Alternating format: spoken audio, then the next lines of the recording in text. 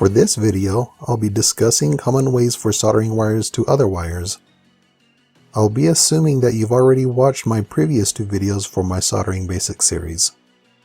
If you have not watched my videos on using solder and using flux, I recommend that you do watch those videos since I'll be applying information from those videos in this one. Let's start with one wire crossing over another wire. Just simply apply solder to them at the place where they cross. Even with minimal solder used, they hold together pretty good. This is adequate for temporary connections, but over time the joint may wear down and break. Even though you can add some extra solder to this joint to make it more durable, I don't recommend this for extended use applications because of how the wires are sticking out. This makes it more likely that these wires may short out with other wires. The next configuration is two wires parallel with each other. Soldering wires like this gives a lot of contact area between the two wires, which helps with the connection and the strength of that joint. It also gives you a safer connection since those wires are not sticking out from the joint. To improve the safety of this joint, you can also use some heat shrink. Just make sure you slide the heat shrink onto the wire before you solder the joint. Usually a match, lighter, or heat gun are used to shrink the heat shrink tubing, but the soldering iron can work in a pinch.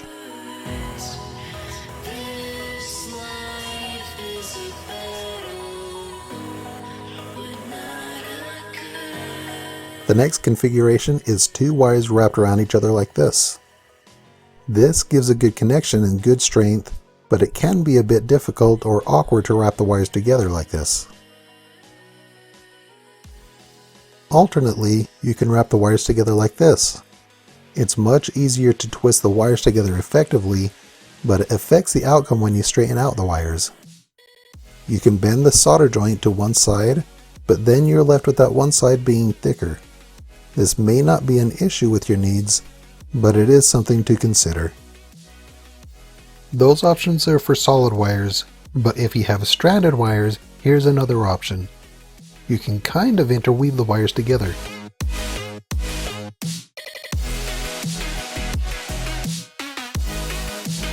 For any of these options, you can apply the solder directly if you're using rosin core solder.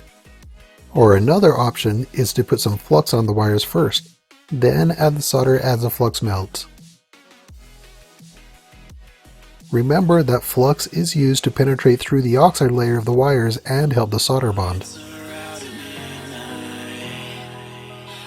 Now I'm going to show some experiments that I did just to test some connection strengths. For these experiments I'm using thicker 12 gauge wires.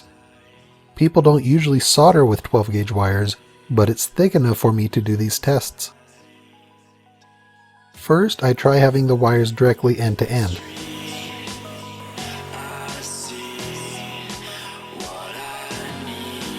Once the solder joint is made and the solder cools, I try bending it.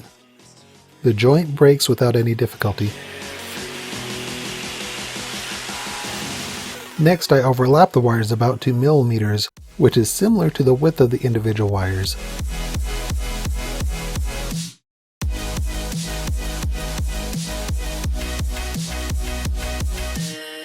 It takes a bit more force, but it's still not hard to break.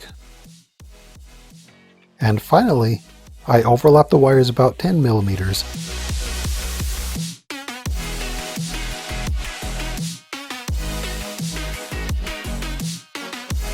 This time when I bend the joint, it holds. The wires bend and the joint doesn't break. I did these tests to show that when you're soldering wires to other wires, the amount of overlap affects the strength of the joint. Keep in mind though that this joint with this thick of wire may not last in the long run. If you're able to twist the wires together, that will help with the overall strength of the joint. Whenever you're soldering wires to other wires, consider what you need from the joint. Does it need to be long-term, or is it just temporary? Does it need heat shrink? Does it need a bit of strength? If you would like me to add a video to this series about different ways to wrap wires together, leave me a comment and let me know. Thank you for watching.